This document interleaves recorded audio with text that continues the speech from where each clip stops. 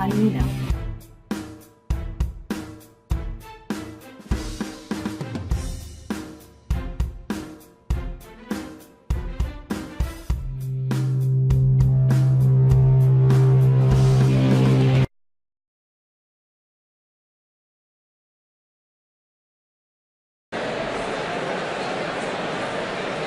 Ladies and gentlemen, my name is Ian Young and I'm the Vice-Chancellor of the Australian National University.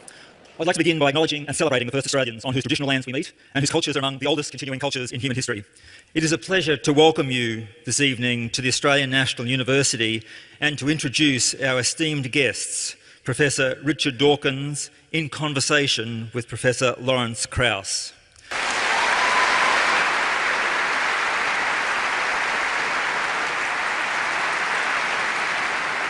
Thank you very much. It's a great pleasure for both of us to be here. We're actually beginning an Australian tour here in Canberra. We'll be here and in Sydney, and we'll be closing off actually at the Sydney Opera House on Monday. And in the middle, we'll both be attending the Global Atheist Convention in Melbourne, the largest convention of atheists in the world. I should give us housekeeping details. First of all, ladies and gentlemen, we're going to have a conversation and after we're finished, the floor will be open for questions, and my microphone's on the other end of the auditorium, and also up in the second level, so you can sit down. And we'll go on as long as questions are interesting. And the format of the conversation is somewhat unusual, perhaps, but about 5 years ago, Richard and I were asked to speak together at Stanford University in the United States, and Richard insisted that we do it without a moderator, because as he pointed out, moderators always stop things just when they're getting interesting. So we've tried to have some conversations without a moderator, and that's what we're going to do tonight. And we're never quite certain where they're going to go, and we will see. We have some ideas of topics we'd like to discuss, but we'll see where they go. I actually want to begin, Richard, speaking of moderators. Some of you may have watched TV last night. And did you see Q&A, a few of you? Yes.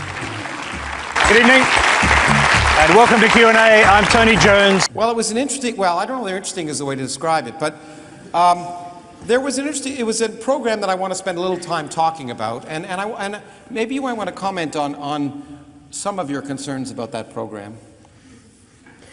Well, I suppose my first concern arose when I was announced. Evolutionary biologist and author of The God Delusion, Richard Dawkins. And the audience went. And wait a minute. Hold your applause just for a moment. And then Cardinal Pell was announced, and it went, rah, rah, rah. And Australia's most senior Catholic churchman, the Archbishop of Sydney, Cardinal George Pell. Please welcome our special guest.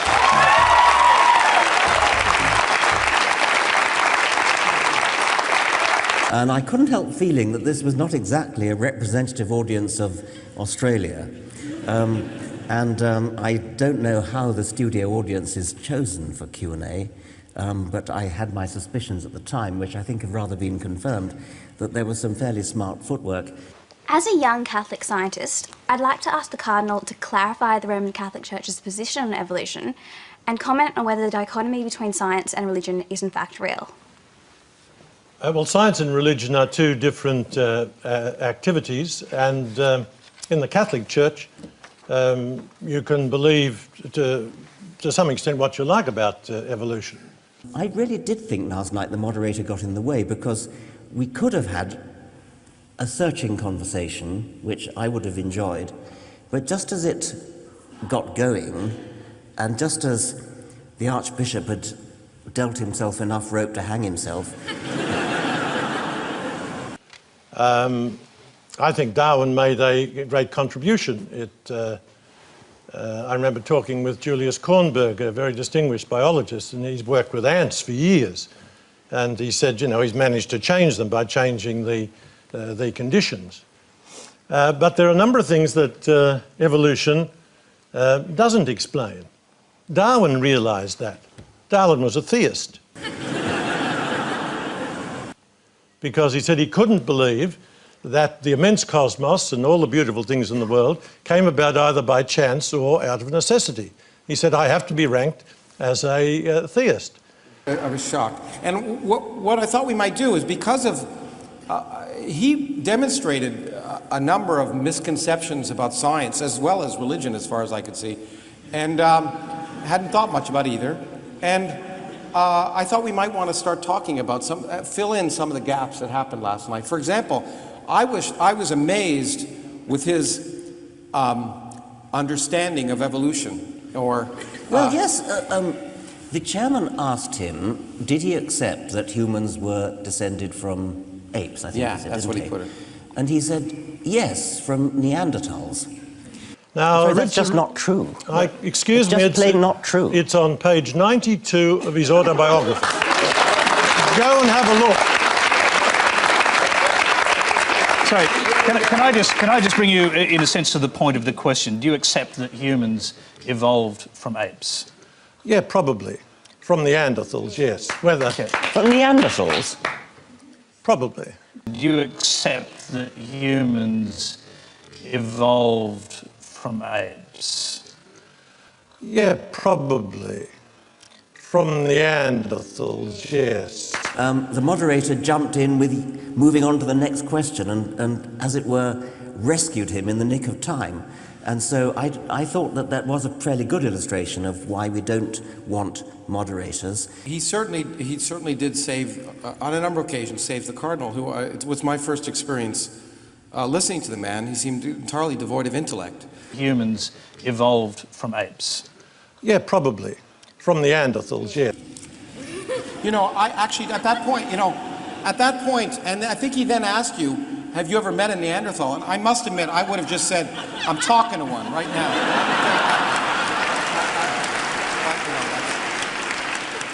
But I think, you know, it is one of the biggest misconceptions about evolution in the sense of how it works. And the idea of speciation is it's a very non-intuitive concept, which is one of the reasons that I think many people have problems with evolution as a concept, because it doesn't happen on a human time scale, and you don't. I've testified before school boards in the United States about trying to keep evolution in the schools, which are constantly, there's a battle all the time to try and get rid of evolution. And I'm always told, you know, why aren't I seeing apes turn into humans right now? Yeah. And it's a constant harangue. So maybe you want to talk a little bit about that.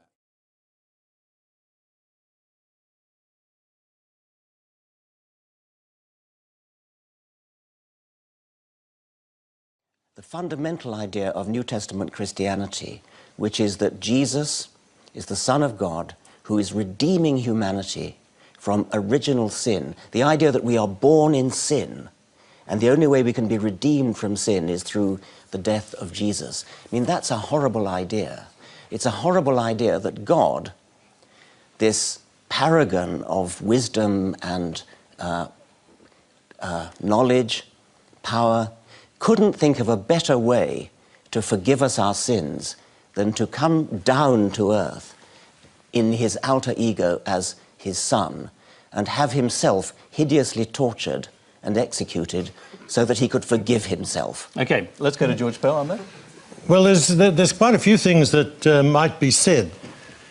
First of all, our tradition goes back about 4,000 years. So whatever these values are that we've taken over, we've got to go back a little bit of a distance.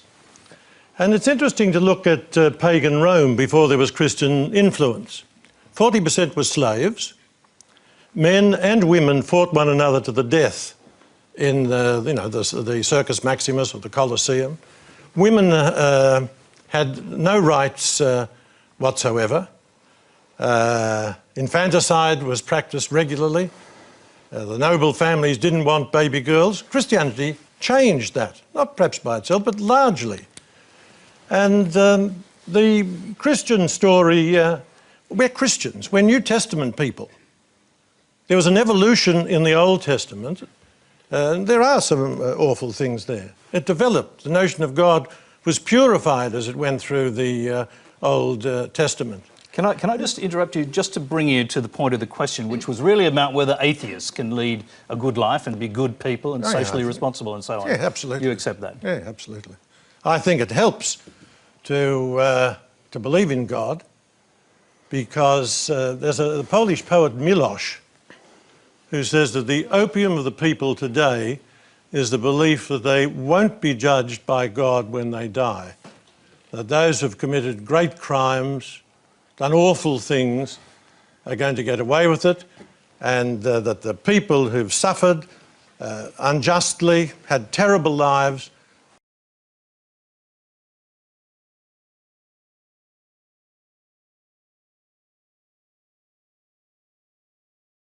I, as an atheist, my friends as atheists, lead thoroughly worthwhile lives, in our opinion, because we stand up, look the world in the face up to the fact that we are not going to last forever. We have to make the most of the short time that we have on this planet. We have to make this planet as good as we possibly can and try to leave it a better place than we found it.